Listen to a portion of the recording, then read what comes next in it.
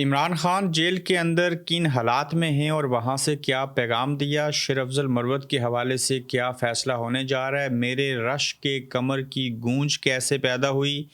Chief justice को चपरासी कहने के ऊपर वकला और जजेस आग बगोला होगी और शायद हकान अब्बासी मुश्किल में कैसे आए, इन समेत पाकिस्तान की दीगर अहम खबरों के ऊपर आज आपसे बात करेंगे। अगर आप स्टडी, वर्क या विजिट वीज़ा पर बरतानिया जाना चाहते हैं या फिर चीन में तालीम हासिल करने के ख्वाहिशमंद हैं तो अभी जीडी कंसल्टेंसी से राब्ता कीजिए। हमारे एक्सपर्ट्स एप्लीकेशन से लेकर वीज़ा अप्रूवल तक आपकी खिदमत में हाजिर हैं। स्क्रीन पर दिए गए नंबर्स पर राब्ता कीजिए। अस्सलाम वालेकुम, आप देख रहे हैं गोरखतंदा अबरार कुरैशी, आपसे मुखातिब हूँ। इस वक्त पाकिस्तान के अंदर खबरें ये चलाई जा रही हैं, चल रही हैं और मनपसंद लोग जो हैं हुकूमत और इस्टेब्लिशमेंट के, वो ये कह रहे हैं कि रमज़ान के बाद जो है वो एक फॉरवर्ड ब्लॉक बनेगा, 36 लोग इमरान खान को छोड़ देंगे। उस फॉरवर्ड ब्लॉक को जो है वो रियाज फतेहाना जो हैं वो लीड करेंगे, वो उसके सरबराह होंगे। और कहा यह जा रहा है कि ईद के फौरी बाद तहरीक इंसाफ में फॉरवर्ड ब्लॉक बन रहा है। इब्तदाई तौर पर 12 लोग होंगे, रियाज फतेहाना सरबराही करेंगे और मजमूई तौर पर 36 लोग हो सकते हैं। ये शायद मितला है साफ़ी, इनकी बात के ऊपर तवज्जो तो नहीं देनी चाहिए, लेकिन जब इस तरह की खबरें आएँ तो पाकिस्तान तहरीक इंसाफ के कारकुनों को ये बेहद ज़रूरी है कि उनको बताया जाए कि ये जो लोग बातें कहते हैं ये इससे पहले भी कहते रहे, ये जनरल बाजवा के पैगामात घर जाके ले आके बयान करते रहे, मगर ये वो लोग हैं जो वसवसे लोगों के दिलों में डालते हैं और फसाद फैलाने की कोशिश करते हैं। जबकि इमरान खान को जिन लोगों ने छोड़ा था उनकी हालत, उनके हालात जो हैं वो आपके सामने हैं और आप देख सकते हैं कि उनकी क्या हालत हुई। और जो लोग सियासतदान बिलखुसूस इमरान खान साहब के साथ जुड़े रहे उनको अवाम ने किस तरीके से नवाजा और आज वो कहाँ पे खड़े हैं। नो डाउट कि पाकिस्तान तहरीक इंसाफ का साथ देने के ऊपर, इमरान खान के साथ चलने के ऊपर, लोगों के ऊपर जुल्म, जबर, तशद्दुद, फस्तायत का जो एक पूरा निज़ाम था वो ढहा दिया गया। और उसके बावजूद जो लोग साथ खड़े रहे उन्होंने सियासत के अंदर कामयाबी हासिल की, सोबतें बर्दाश्त की, उसका फल भी उनको मिलेगा। मगर ये मामला ज़ात का नहीं है, ये मामला पाकिस्तान के अवाम, मुल्क, कौम और मज़हब का है। चूँकि इमरान खान पाकिस्तान के अंदर इंसाफ के असूल के लिए ये सारी चीज़ें कर रहे थे और कर रहे हैं और आइंदा भी यकीनन करते रहेंगे। इमरान खान साहब जेल के अंदर किन हालात में हैं, वहाँ से क्या कहा, शेर अफजल मरवत के बारे में क्या कहा, और जब पाकिस्तान क्रिकेट टीम हार गई तो उसके ऊपर कैसा पैगाम दिया। सबसे पहले देखिए कि खान साहब जेल के अंदर किस हालत में है। हालात ये हैं कि इमरान खान जेल में, उनसे मुलाकात हुई, अलीमा खान साहिबा की मुलाकात हुई, एक बहन अपने भाई से मिली और वो कहती हैं कि वो चाक व चौबंद हैं, वो डटे हुए हैं और ना झुकने की कसम खाई हुई है और कौम के लीडर के हौसले जवान हैं। अलीमा खान साहिबा ऐसे कह रही हैं। और जब अलीमा खान साहिबा ने ये पैगाम बाहर दिया तो इसका मतलब ये है कि वो ताकतवर, वो लोग ये जो समझते हैं कि इमरान खान साहब किसी तरीके से आके डील कर लेंगे या कोई ऐसी चीज़ होगी, तो ऐसी सूरत हाल को सामने रखते हुए वो ये पैगाम देना चाहती हैं कि इमरान खान साहब कभी भी ना बिकेंगे, ना झुकेंगे और ना इस तरह की कोई सूरत हाल सामने आएगी। तो अलीमा खान के मुताबिक इमरान खान साहब ने कोई डील नहीं करनी। और वहीं पर इमरान खान साहब ने शेर अफजल मरवत के बारे में भी पैगाम दिया और इमरान खान ने क्रिकेट टीम जो हारी है उसके ऊपर भी बात की है। शेर अफजल मरवत के हवाले से दो टोक पैगाम है। सुलेमान अकरम राजा ने अडयाला जेल के बाहर गुफ्तगू करते हुए इमरान खान साहब से मुलाकात के बाद ये कहा, जो लोग बागी हो चुके हैं, जो लोग बागी पहले भी थे, अब उनकी पार्टी के अंदर वापसी की कोई गुंजाइश नहीं और हम उनको पार्टी के अंदर नहीं लेंगे। शेर अफजल मरवत की वापसी होगी या नहीं होगी, जिसने पार्टी में आना है वो ज़बान को लगाम दे। इमरान खान ने कहा है कि पार्टी के अंदर रहकर जो लोग पार्टी पर हमला आवर हैं उनके खिलाफ सख्त कार्रवाई करेंगे। और इमरान खान से मुलाकात के बाद सुलेमान अकरम राजा की गुफ्तगू में यहीं पे एक बात आपको बयान कर देता हूँ। शेर अफजल मरवत साहब के हवाले से रमज़ान के पहले हफ्ते में मैं कोशिश करूंगा कि जो कुछ उन्होंने लोगों से मरात हासिल की, बिहाइंड द सीन जो चीज़ें लंदन के अंदर करते रहे, मैंने खुद उनके साथ 2 इंटरव्यू किए। इन तमाम चीज़ों को वजह बना के, जिसकी कड़ियाँ आज़ाद कश्मीर की अदालतों तक मिलती हैं, जिसमें करोड़ों रुपए की फ़ीसें लेना और दिगर कई सोसाइटीज़ का चेयरमैन रहने से लेके مولانا فضل الرحمان صاحب کے ساتھ جو 9 سال کا ان کا سفر ہے، ان تمام چیزوں کے اوپر ود ایویڈنس بڑا کمپریہنسو میں چاہ رہا ہوں کہ ایک پروگرام کیا جائے جس سے آپ کو ثابت کر کے دکھائیں گے کہ شیر افضل مروت کی نیچر کیا ہے، ماضی کیا ہے، حال کیا ہے اور مستقبل وہ کس کے ساتھ گزارنا چاہتے ہیں۔ تو یقیناً اس کے اوپر میں بڑی تفصیل کے ساتھ بات کروں گا، اور جن لوگوں سے انہوں نے ٹکٹس لیے، انگلینڈ آئے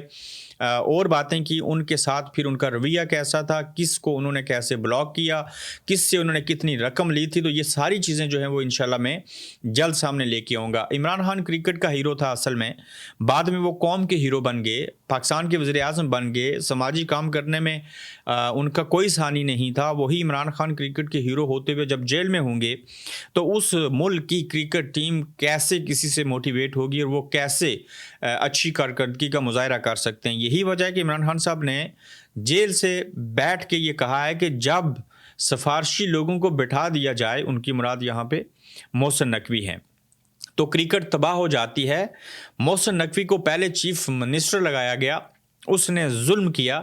پھر وزیر داخلہ لگایا، اس نے اور ظلم کیا، اتنی بری کارکردگی پر عزت دار آدمی مستعفی ہو جاتا ہے، لیکن محسن نقوی مستعفی نہیں ہوگا۔ محسن نقوی سے پوچھا جائے اس کو کرکٹ کا کیا تجربہ ہے، عمران خان صاحب نے پاکستان کی بھارت کے ہاتھوں بری شکست کے اوپر یہ الفاظ کہے ہیں اور کہہ دیا ہے کہ یہ سارا سفارشی نظام ہے، یہ ظالم لوگ ہیں، یہاں میرٹ نہیں ہے اور ان لوگوں کو مستعفی ہو جانا چاہیے، اور یہ کوئی تجربہ نہیں رکھتے کرکٹ کا۔ کرکٹ کے اوپر بھی کسی دن کرکٹ کے گورکھ دھندا پہ بات کروں گا، لیکن یہاں پہ تقسیم ہے ٹیم کے اندر، میرٹ بالکل نہیں ہے۔ میں اس کی ایک مثال دیتا ہوں، آپ نے دیکھا ہوگا وہ جو رانا ہے لڑکا، میرے ذہن سے نام نکل گیا، آپ اس کا نام ضرور لکھیے گا، لیفٹ ہینڈر بیٹنگ کرتا ہے اور رائٹ ہینڈ سے بالنگ کرتا ہے، آل راؤنڈر، اس کا پیارا سا نام ہے، جو نواز شریف صاحب سے لنڈن میں بھی ملے تھے، لاہور میں بھی ملے اور ان کی سفارش کے اوپر ٹیم میں آئے تھے، نیوزی لینڈ کے خلاف وہ کھیلے،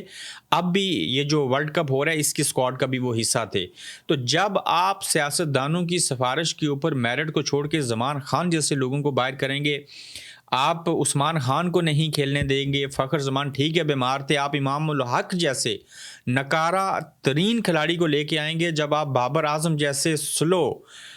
رن ریٹ سے بیٹنگ کرنے والے سے اس جدید دور میں، جبکہ کرکٹ کے طور طریقے بدل چکے ہیں، اس سے اوپننگ کروائیں گے اور پھر کہیں گے کہ پریس کانفرنس میں محمد رضوان کہ ان کا اللہ نے ساتھ دیا ہے، اللہ ان کا اور ہے آپ کا اور ہے، یہ تو آپ کو پتہ ہے نا، سوچ سمجھ کے بات کیا کریں۔ اور پھر دوسری بات، آپ نے یہ کہا تسبیح پڑھنی شروع کر دی، تو آپ کا بھارت کے ہربھجن سنگھ پوچھ رہے تھے وہاب ریاض سے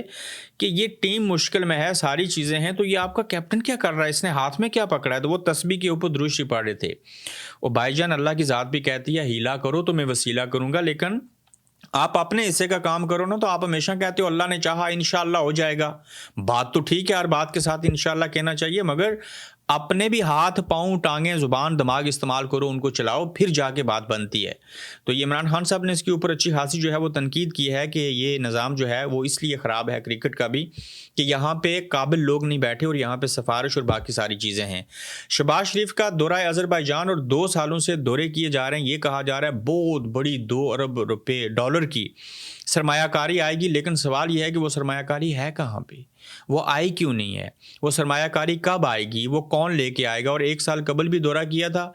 تب سے خبر سامنے آئی تھی کہ آذربائیجان پاکستان میں 2 ارب ڈالر کی سرمایہ کاری کرے گا، اور اب بھی یہی خبر آئی ہے، مگر 2 سال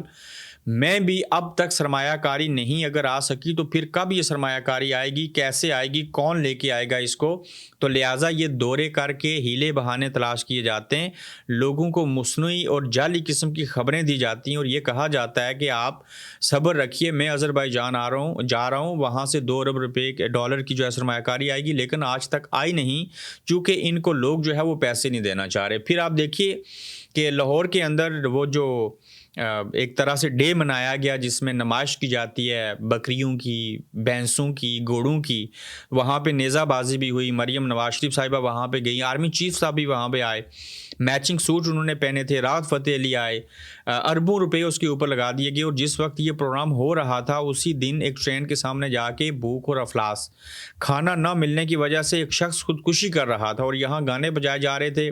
میرے رش کے کمر، جبکہ یہ سنا گیا کہ مریم نواز شریف صاحبہ نے 5 گانوں کی فرمائش کی راحت فتح علی صاحب کو، اس میں یہ تھا کہ میرے رش کے کمر پتہ نہیں آگے کیا کہتے ہیں کہ پہلی نظر دیکھا تو پتہ نہیں کیا ہو گیا. تو یہ کیا معاملہ ہے, یہ کیا ماجرا ہے کہ آرمی چیف آپ کے ساتھ آ کے منصوبوں کا افتتاح کر رہے ہیں, یہی آرمی آپ کو جیلوں میں ڈالتی ہے, آپ کو اقتدار سے فارغ کرتی ہے, آج انہی کو ساتھ رکھ کے ایک پیش کے اوپر ہیں. اچھی بات ہے, لیکن آپ خود ان کو دعوت گناہ دیتے ہیں, آئیں ہمارے ہر شو کے اندر شامل ہو جائیں, آپ میچنگ کپڑے پہن کے آ جائیں, ساری چیزیں کریں, اور ملک کا دیوالیہ نکل چکا ہو اور آپ یہاں پہ جشن منا رہے ہوں اور اربوں روپے لگا دیں, لوگ خودکشی کریں, تو یہ وہ جواز بنتے ہیں جن کے اوپر تنقید کی جاتی ہے. اور پھر آپ اخباروں کی خبریں جو ہیں وہ اشتہارات میں بدل کے رکھ دیں اور لوگوں کو اپنا قیدی بنا لیں, لوگوں کو اپنا جو ہے وہ خرید لیں. تو پھر میڈیا کی حیثیت دیکھیے کہ انہوں نے خبروں کو اشتہار بنا دیا, اور پاکستانی میڈیا اتنا بک چکا, اتنا جھک چکا, اتنا کمپرومائز ہو چکا کہ پاکستان کے تمام بڑے اخبارات میں اشتہار خبر کی صورت میں چھپ گیا. اور یہ پڑھیے, یہ پڑھی ہے آپ کی صحافت, اور یہ صحافت کا جنازہ ہے کہ پاکستان کے اندر کہتے ہیں کہ تمام چیزیں اچھے سے جا رہی ہیں, پنجاب کو چمکا کے رکھ دیا ہے مریم نواز شریف صاحبہ نے, پنجاب بڑا ترقی کر رہا ہے. ایک اچھا کام یہ کیا انہوں نے کہ یہ جو تجاوزات تھی اس کو ہٹایا, عوام کو آسانی ہوگی. دوسرا وہ جو گرین والا منصوبہ تھا, ایک بارش پڑی ہے اور یاسر شامی نے جیسے نغمہ گا کے کہا ہے کہ اے پڑی یہ تواڈی گرین لینڈ سٹریٹ, اور ایک بارش پڑنے سے پورا سبز کلر جو تھا وہ چلا گیا. اور اس پروجیکٹ کو ٹک ٹاک کے اوپر, باقی جگہوں کے اوپر اتنا کیش کروایا گیا, ایسی ایسی باتیں کہی گئی کہ آپ حیران ہوں گے کہ اس کے اندر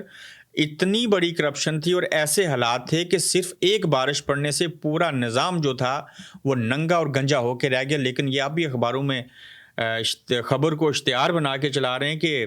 سب اچھا چل رہا ہے اور پنجاب جو ہے وہ بہت بڑی ترقی کی منازل طے کر رہا ہے. تو بہرحال حالات کچھ اور ہیں, بتایا کچھ اور جاتا ہے. تو اپنا خیال رکھیں, اپنا فیڈ بیک دیجیے گا. یوٹیوب چینل کو گزارش ہے سبسکرائب کیجیے گا. تو جلد انشاءاللہ آپ سے پھر ملیں گے. اگر آپ اسٹڈی ورک یا وزٹ ویزا پر برطانیہ جانا چاہتے ہیں یا پھر چین میں تعلیم حاصل کرنے کے خواہشمند ہیں تو ابھی جی ڈی کنسلٹنسی سے رابطہ کیجیے. ہمارے ایکسپرٹس اپلیکیشن سے لے کر ویزا اپروول تک آپ کی خدمت میں حاضر ہیں. اسکرین پر دیے گئے نمبرز پر رابطہ کیجیے.